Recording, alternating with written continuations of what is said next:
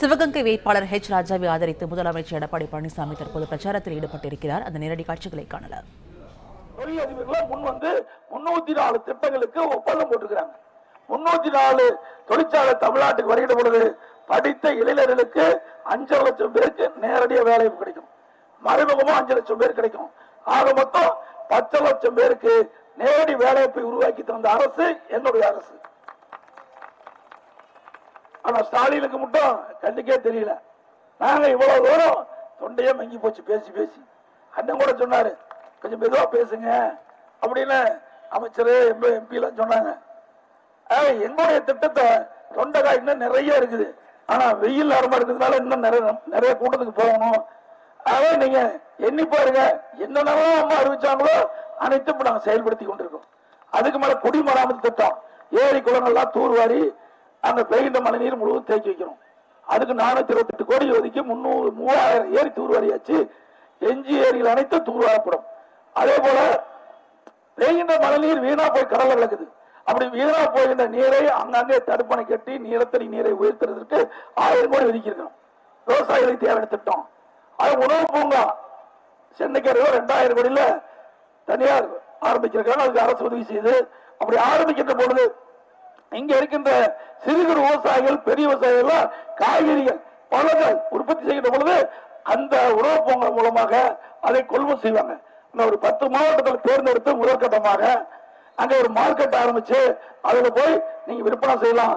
உங்களுக்கு விலை கட்டுப்படியானா விற்கலாம், விற்க கூடாது விலை கம்மியா இருக்குன்னா பக்கத்திலேயே குளிர்சாதன கிடங்கு வைக்கிறோம், அதுல நீங்க அடுக்கி வச்சுக்கலாம், கட்டணம் கிடையாது. விவசாயிகள் உற்பத்தி செய்கிற பொருளுக்கு நியாயமான விலை கிடைக்க என்பதற்காக இந்த திட்டத்தை கொண்டாந்துருக்கிறோம். அதே தொழில் கால்நடை வளர்ப்பு, அதை சிறந்த முறையில் வளர்க்க வேண்டும்.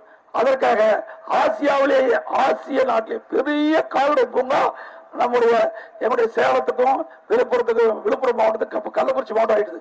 அதுக்கு ஒட்டுன மாதிரி 900 ஏக்கராவில் அந்த பணி துவங்கப்பட்டிருக்குது. கால்நடை பூங்கா கால்நடை ஆராய்ச்சி மையம் கட்டுக்கிட்ட போது கலப்பின பசு, நாட்டு பசு, காளைகள், ஆடு வளர்ப்பு, கோழி வளர்ப்பு, மீன் வளர்ப்பு இப்படி வளர்த்து விவசாயிகளுக்கு கொடுத்து அதை வளர்க்கின்ற பொழுது இரட்டிப்பு வருமானம் கிடைக்கும். அதையும் அம்மாவுடைய அரசு தான் செஞ்சது. முழுக்க முழுக்க விவசாயியுடைய நண்பராக இந்த அரசு இருந்து கொண்டே இருக்கிறது. அது மட்டும் இல்லாம கோதாவரி காவிரி நதி இணைப்பு திட்டம் அதுவும் மத்திய அரசு துணையோடு நிறைவேற்றப்படும். அப்படி நிறைவேற்றுகின்ற பொழுது நமக்கு தேவையான நீர் கிடைக்கும். வைகை குண்டாறு இதெல்லாம் இதுல வந்துருது. கோதாவரி காவிரி இணைப்பு திட்டம் வரும்போது வைகை குண்டாரும் இதுல வந்துடும். ஆக உபரி நீரெல்லாம் இங்க நீரேற்றும் பொழுது கொண்டாடும். தமிழ்நாட்டு கூடாது, தமிழ்நாட்டிலிருந்து எங்கெங்களோ வறட்சியா இருக்குதோ அந்த பகுதிக்கெல்லாம் அந்த தண்ணி கொண்டு போய் நீர்நிலைகளை நிரப்பணும். ஏரிகள் குளங்கள் நிரப்பி நிலத்தடி நீரை உயர்த்தி விவசாயத்துக்கு தேவை நீர், குடிப்பதற்கு தேவை நீர் அப்படி கொண்டு வரும்போது விவசாயிகளுக்கு தேவையான வேளாண் பணி சிறக்கும், பொருளாதார மேம்பாடையும், மக்கள் மகிழ்ச்சியோடு வாழ இந்த திட்டத்தை அம்மாவுடைய செயல்பட இருக்கு என்பதை இந்த நேரத்தில் சுட்டிக்காட்டி மத்தியில நிலையான ஆட்சி இன்றைக்கு வர வேணும். மத்தியில் நிலையான ஆட்சி ஏற்பட்டால் இந்த நாடு வளரும், செழிக்கும். அதே ஒரு திறமையான பாரத பிரதமர் இந்த நாட்டிற்கு தேவை. தகுதி வாய்ந்த பிரதமர் தேவை. அப்படி தகுதி வாய்ந்த பிரதமர் மாண்புமிகு பிரதமர் நரேந்திர மோடி அவர்கள் மீண்டும் பாரத பிரதமர் ஆக வேண்டும். இந்த நாடு வளர்ச்சிட, இந்த நாடு பாதுகாப்பாக இருக்க, நாட்டு மக்களுடைய எண்ணங்களை நிறைவேற்ற ஒரு திறமை மிக்க பிரதமர் பாரத பிரதமர் நரேந்திர மோடி அவர்கள் மீண்டும் பாரத பிரதமர் வருவதற்கு நம்முடைய வெற்றி வேட்பாளர் அந்த ராஜா அவர்களுக்கு தாமரை சின்னத்திலே வாக்களிங்க.